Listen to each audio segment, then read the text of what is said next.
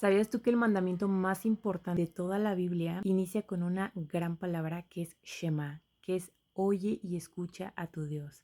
Y es que justo en Deuteronomio 6 podemos encontrar muchas enseñanzas, pero esta es la primordial. Así que, ¿qué te parece si analizamos este segundo discurso de Moisés, donde básicamente les decía a los israelitas que estaban a punto de entrar a la tierra prometida, que tenían que escuchar todas las ordenanzas y mandatos de Dios? Y este básicamente era un llamado a la obediencia y sobre todo una exhortación a mantenerse completamente apartados de los pueblos paganos. Y vemos que aquí surge lo que se conocía como el Shema, que era esta oración que se transmitía en todas las sinagogas, donde básicamente se decía lo siguiente: el Señor es nuestro Dios, solamente el Señor. Ama al Señor tu Dios con todo tu corazón, con toda tu alma y con todo tu entendimiento. Y es que aquí hay una cosa muy importante, dice escucha a tu Dios, es decir, que para poder amar a Dios primero necesitas escucharlo. Y es que justo aquí habla el capítulo de que se debían de comprometer a hacer todos los mandatos que Dios les estaba ordenando en obviamente esas exhortaciones de Moisés que vemos en Deuteronomio. Pero asimismo vemos que este Shema era tan importante que Jesús mismo lo recita en Mateo capítulo 22, versículo 37 al 38, diciendo: ama al Señor tu Dios con todo tu corazón, con toda tu alma y con toda tu mente, afirmando que este es el primer mandamiento y sobre todo el más importante. Pero también hay otra curiosidad con el Shema. En el Shema se utilizaba la palabra Adonai Ehad, refiriéndose a Dios como una unidad absoluta. Y de acuerdo con la postura cristiana, viene el tema de Ehad, que Ehad viene simbolizando lo que sería una unidad compuesta. Es decir, que es algo que no se puede separar, que viene inherente a una sola cosa. Y justo la palabra Ehad se podría complementar con algunos versículos o pasajes del Nuevo Testamento. Por ejemplo, Juan 1.1, donde dice: en el principio era el verbo y el verbo estaba con Dios y el verbo era Dios. Esto quiere decir que Jesús y el Espíritu Santo no están separados de Dios, al contrario, componen a Dios, pero son uno solo, indivisible, una unidad compuesta pero a la vez compleja. Juan capítulo 10, versículo 30, yo y el Padre somos uno, afirmación de Jesús. Es decir, que el Ejat, Jesús y el Espíritu Santo son un mismo componente de quien es Dios. Y es que Ejat aparece también en Génesis capítulo 2, versículo 24, cuando el hombre se une a la mujer, se hacen un Eshat, es decir, una sola carne, forman una unidad más compleja al momento de unirse, y Eshat tiene su paralelo perfecto en lo que vendría siendo el griego con Heis, que también es utilizado en el Nuevo Testamento. ¿Y por qué les hago toda esta mención?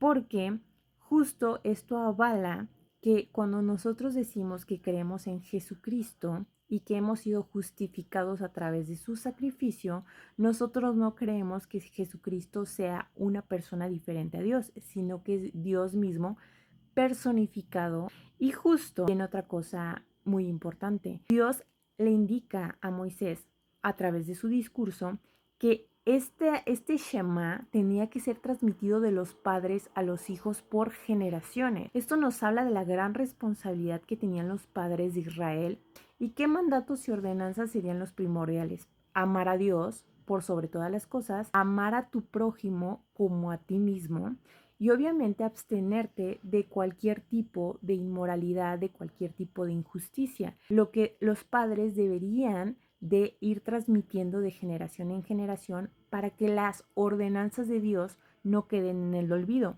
Y justo en el versículo 8 viene algo muy importante que respalda esto que te comento.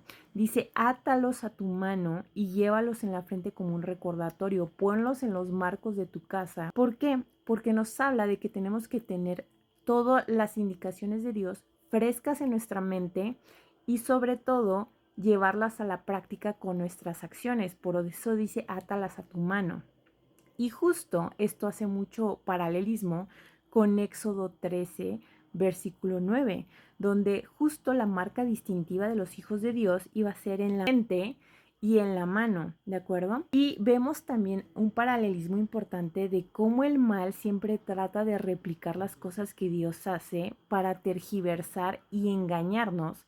Por eso en Apocalipsis nos dice que la marca de la bestia también será en la frente y en la mano, ¿de acuerdo?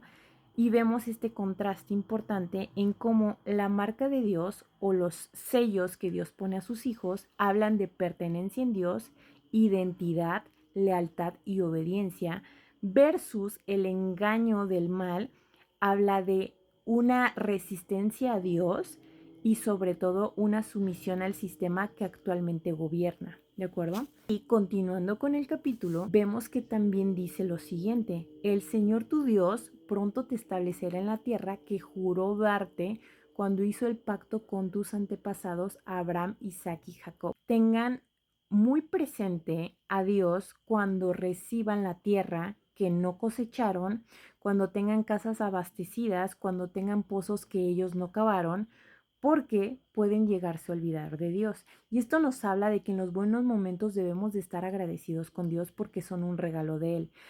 Porque también debemos de saber que los buenos momentos pudieran ser ocasiones óptimas para que nos olvidemos de Dios.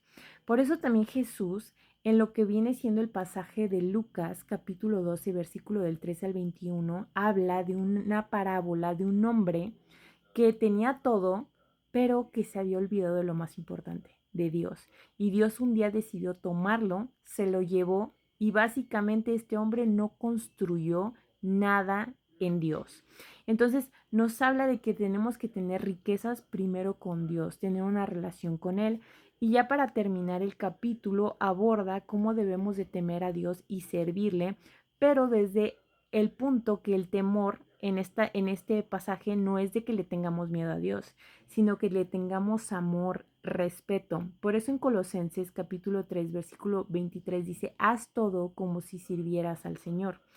Y dice también que no debemos de rendirle culto a ningún tipo de ídolo, porque aquí le dice al pueblo de Israel: no rindas culto a dioses paganos de las naciones vecinas y obedece con diligencia a los mandatos. Es decir, que tenemos que obedecer con sabiduría a Dios y recordar de dónde nos sacó Dios, porque aquí les dice: recuerden que los sacó de Egipto.